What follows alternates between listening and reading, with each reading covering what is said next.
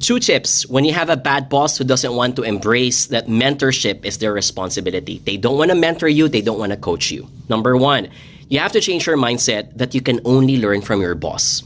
There are far more people within the organization who can be the sources of your learning. It could be a senior colleague. It could be the department head. It could be HR. It could be any person who's willing to teach you because they just simply believe in you. The point is, however, that you have to take the initiative to be the one to ask for help. Number 2, in today's digital era, self-learning is so much possible. There are so many free online courses. There are a lot of free YouTube videos, TED Talk videos. You're watching this video because you're learning something new, for example. And the more that you hustle in finding opportunities and ways to learn something that you think is important for your career, you'll be able to get by.